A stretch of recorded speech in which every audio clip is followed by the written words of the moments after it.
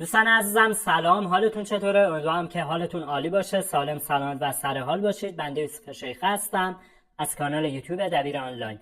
رسیدیم به روز سوم از مجموعه آموزش زبان انگلیسی در 30 روز. قرار ما توی این 30 روز آموزش زبان رو از صفر شروع کنیم و در انتهای 30 روز به سطح خیلی خوب و قابل قبولی از زبان برسیم با هم. پس با من همراه باشید دوستان عزیز. درخواستی که از شما دارم برای حمایت از کانال، فیلم رو حتما لایک کنید و فیلم رو تا انتها ببینید که نتیجه بهتری از آموزش ها بگیرید و سعی کنید هر فیلم رو چندین بار نگاه کنید تا جایی که به محض این که من جمله فارسی رو بگم شما بتونید جمله انگلیسیش رو تولید کنید و بدون اینکه فکر کنید بتونید اون جمله رو معادل انگلیسیش رو بسازید. پس با من همراه باشید، بریم روز سوممون رو شروع کنیم. خب توی جلسه قبلی یاد گرفتیم که ایس که به معنای است واسه یه نفر یا یه موجود یا یه شی به کار برده میشه و اگه بیشتر از یه نفر باشه از آر استفاده میکنیم. به عنوان مثال میخواستیم بگیم خونه شما بزرگ است، باید چی بگیم؟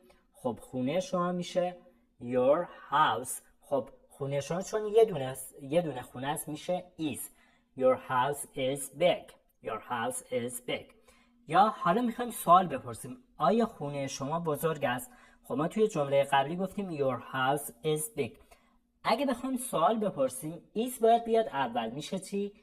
Is your house big? Is your house big? خب حالا میخوایم جواب بدیم، میگیم بله بزرگه، چی میگیم؟ میگیم yes. خب it is. Yes it is. Yes it is. پس واسه یه شی از it استفاده میکنیم دوستان. توی جواب دادن میگیم it is. یا اگه بخوایم بگیم نه نیست میگیم no it isn't. No it isn't یا no it's not. هر دو میشن. Yes it is. No it isn't. آیا ماشین شما نو است؟ خب میگیم is. ماشین شما چیه؟ Your car new. Is your car new? Is your car new؟ یعنی آیا ماشین شما نوه؟ دقت کنید دوستانی که تلفظ بریتیش رو شنیدن احیانا بگن که این تلفظش نیو هست. دقت کنید دوستان، توی انگلیسی بریتیش نیو تلفظ میشه و توی انگلیسی امریکن شبیه نو تلفظ میشه.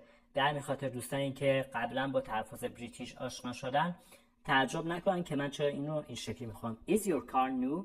خب حالا میخوایم بگیم بله است، باید چی بگیم؟ میگیم yes it is. Yes it is. نه نیست. No it's not. No it's not. آیا کامپیوتر شما قدیمیه؟ Is your computer old? Is your computer old؟ بله هست، بله قدیمیه. Yes it is.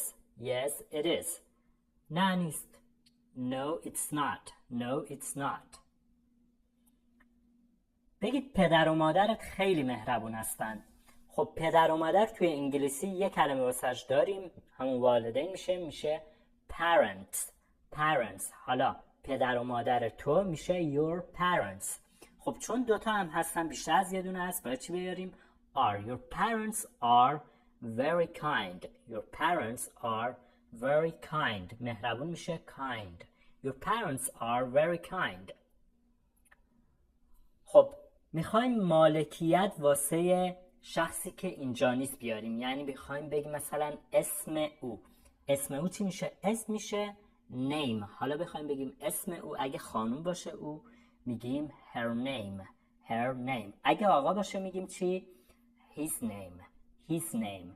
یا میخوایم بگیم چشمهاش. چشمهای او.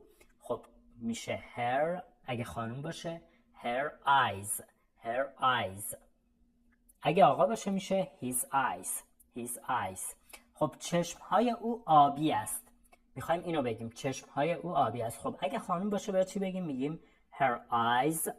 خب is بیاریم یا are بیاریم؟ دوستان اینجا چون میگیم چشمها یعنی دوتا چشمشو میخوایم بیشتر از یه دو باید بگیم are. Her eyes are blue. Her eyes are blue. بگید پدرم 60 سالشه، اسمش بن است. خب پدرم 60 سالشه میشه My father is 60. My father is 60. اسمش بنه یعنی اسم او بنه. خب چون پدر مرد هم هست باید بگیم his name. اگه خانم بود میگفتیم her name. His name's Ben. His name is Ben. یا مخفف میشه توی گفتار معمولا میگن his name's Ben. My father's 60. His name is Ben. بگید مادرم 44 سالشه اسمش مریمه. My mother is 44. My mother is 44. حالا بگید اسمش مریمه. Her name is Maryam. Her name is Maryam. حالا یا توی گفتار اون is به name میچسبه میشه her names. Her name's Maryam. Her name's Maryam. بگید برادر چند سالشه. یه مکالمه داشته باشیم. برادر چند سالشه؟ How old is your brother? How old is your brother? 21 سالشه. He's 21. He's 21. اسمش چیه؟ What's his name? What's his name? اسمش الکسه. His name's Alex. His name's Alex. خب دوستان توی زبان انگلیسی اگه یه اسم مفرد باشه یعنی یه دونه باشه و قابل شمارش باشه از A یا N قبلش استفاده میکنیم. منظور از اسم چیه دوستان؟ اسم کلن به کلمه‌ایه که واسه عنوان کردن یه شخصی، یه جایی، یه مکانی، چه میدونم یه حیوان، یه شیئی ازش استفاده میکنیم میشه اسم. اون کلماتی که این شکلی بهشون میگیم اسم. اگه فرد باشه از A یا N استفاده میکنیم واسه این که نشون بدیم که اون چیز واسه ما معلوم نیست که راجع به چه چیزی داریم صحبت میکنیم. مثلا میخوایم بگیم کتابی، خب میگیم یه دونه کتاب، نمیدونیم اون کتاب چه کتابیه و واسه اون کتاب مشخصی نیست. چی میگیم؟ میگیم a book. یعنی یه دونه کتابی که مشخص نیست چیه، اصلا اهمیتی هم نداره که کدوم کتابه. یا مثلا میخوایم بگیم مردی، میگیم چی؟ a man. میخوایم بگیم معلمی a teacher. خانه ای a house.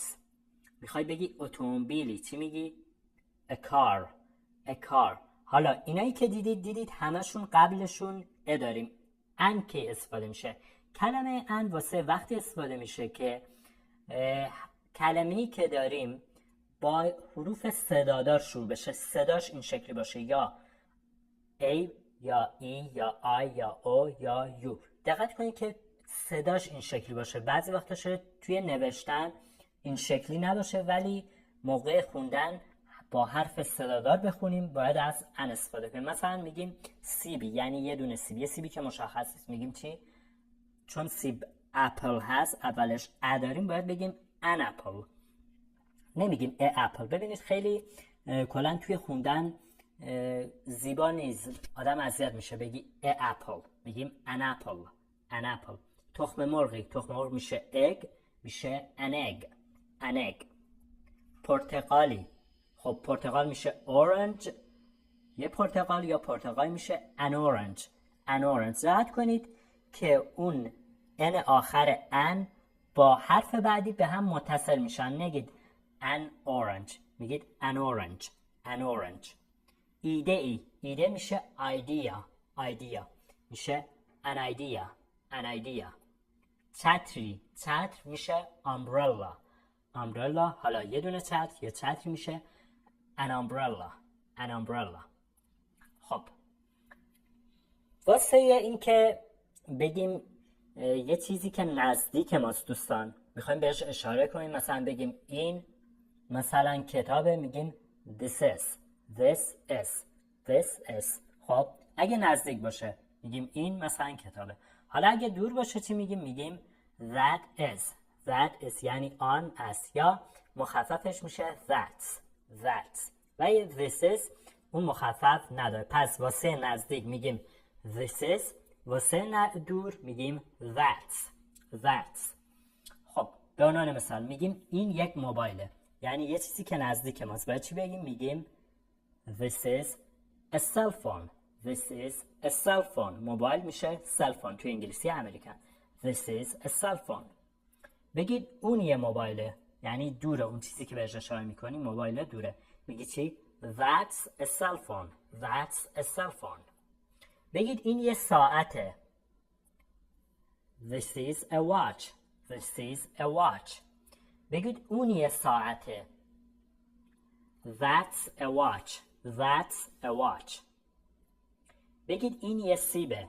سیب میشد اپل، باید چی بگیم؟ This is an apple. This is an apple. بگید اون یه سیبه، چی میگی؟ That's an apple. That's an apple. خب بخوایم بگیم این چیه؟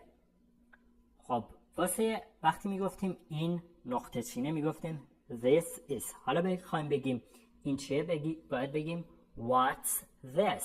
What's this یا what is this. مخففش توی گفتار میگیم what's this. بگیم اون چیه، چیزی که دوره، چی میگیم دوستان؟ میگیم what is that. What is that یا what's that. What's that. با نام مثال. و توی جوابش همیشه میگیم it is یا it's a. مثلا ازتون میپرسن این چیه، what's this، شما میگی موبایله، میگی it's a cell phone. It's a cell phone. این چیه؟ بگید این چیه دوستان؟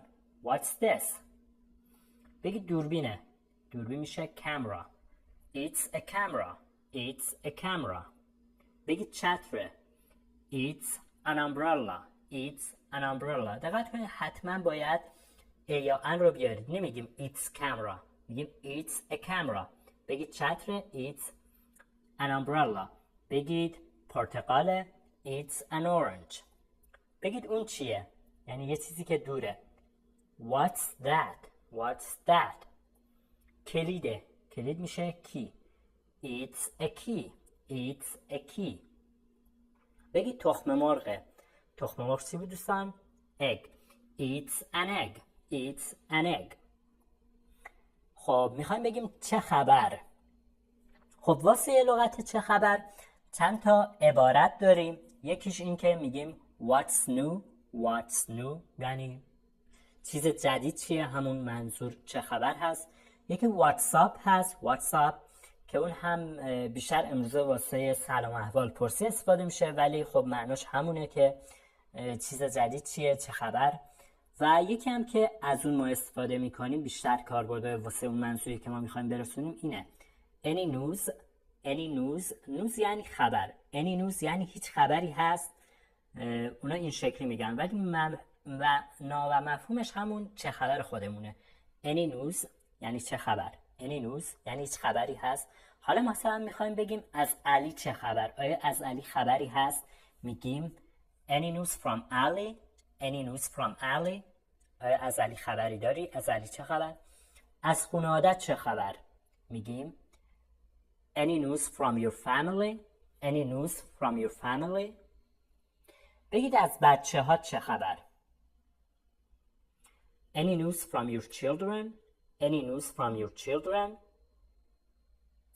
بگید از برادرزادت چه خبر. any news from your برادرزاده. خب برادرزاده چی میشه دوستان؟ برادرزاده توی انگلیسی اگه پسر باشه میشه nephew، اگه دختر باشه میشه نیس. چه برادرزاده چه خواهرزاده واسه هر دوتا فرقی نداره. اگه بچهشون پسر باشه میگیم nephew، اگه بچهشون دختر باشه میگیم نیس. پس از برادرزاده چه خبر؟ اگه پسر باشه میگیم any news from your nephew. حالا اگه دختر باشه بچه برادرتون بهش میگیم نیس. any news from your niece. any news from your niece. پس به این شکله. پس دوستان دختر برادرتون یا دختر خواهرتون میشه نیس. پسر برادرتون یا پسر خواهرتون میشه چی؟ nephew. از مادر خانومت چه خبر؟ مادر خانوم میشه mother-in-law. mother-in-law. any news from your mother-in-law. any news from your mother-in-law. هم واسه مادر خانوم هم واسه مادر شوهر از mother-in-law استفاده میشه تو انگلیسی. mother-in-law.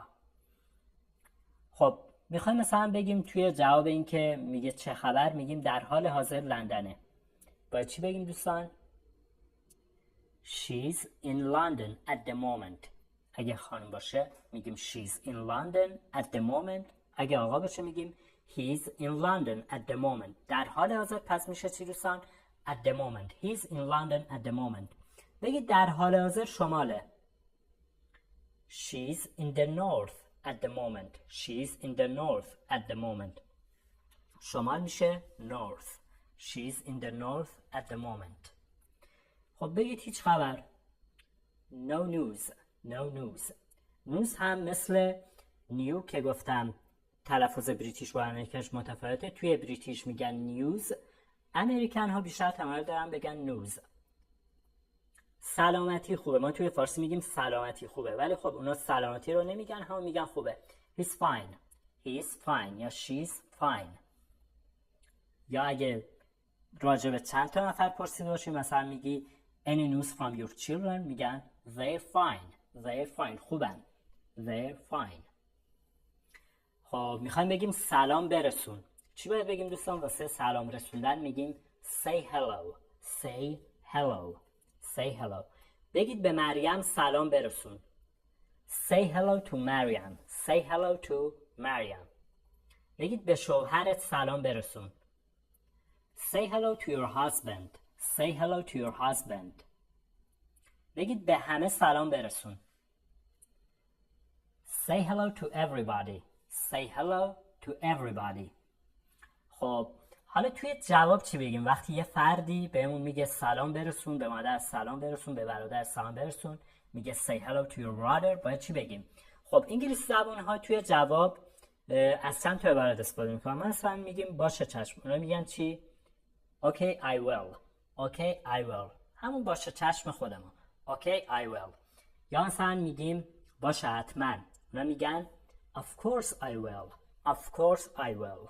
یا اگه خیلی بخوایم تأکید کنیم میگیم I certainly will. I certainly will. پس توی جواب میتونیم از این استفاده کنیم. Okay I will. Of course I will. I certainly will. I certainly will. Of course یعنی البته. Certainly یعنی قطعاً. I certainly will. Of course I will. Okay I will. خب و یه مکالمه دیگه هم ببینیم و درس امروز رو تموم کنیم. خب بگید اهل تهرانی؟ Are you from Tehran? Are you from Tehran? نه اهل لندنم. No I'm from London. No I'm from London. خب میخوای بگید لندن کجاست؟ Where's London? Where's London یا Where is London? لندن کجاست؟ بگید تو انگلیسه. It's in England. It's in England. پس دوستان واسه جواب دادن، واسه وقتی بخوای در مورد یه شی، یه جای، یه فرد صحبت کنی، یه شی صحبت کنی، از it's استفاده میکنی. It's in London. It's in England. تو انگلیسه. و بگید اهل اینجا هستی؟ Are you from here? Are you from here? بگید بله هستم. Yes I am. Yes I am. بگید نه نیستم، اهل اینجا نیستم. No I'm not. No I'm not. بگید اهل اینجا نیستم. I'm not from here. I'm not from here. خب و آخرین جمله بگید آیا او کانادایی است؟ آیا او کانادایی است؟ حالا اگه خانوم باشه باید چی بگیم؟ میگیم Is she Canadian? Is she Canadian? Is she Canadian? و بگید بله هست. Yes she is. Yes she is. بگید نه نیست. No she's not. No she's not. خب دوستان عزیز این قسمت هم تمام شد. ممنون که تا اینجا همراه ما بودید. ممنون میشم اگه فیلم رو تا الان لایک نکردید حتما لایک کنید. سوال، نظر، انتقاد، پیشنهادی دارید حتما برامون بنویسید و هر پیشنهادی دارید خوشحال میشیم بشنویم واسه اینکه بتونیم فیلم ها رو بهبود ببخشیم و دوستانی که کانال رو سابسکرایب نکردید این کار رو یادتون نره که انجام بدید. تا فیلم بعدی به خدا میسپارمتون. خدا نگهدار.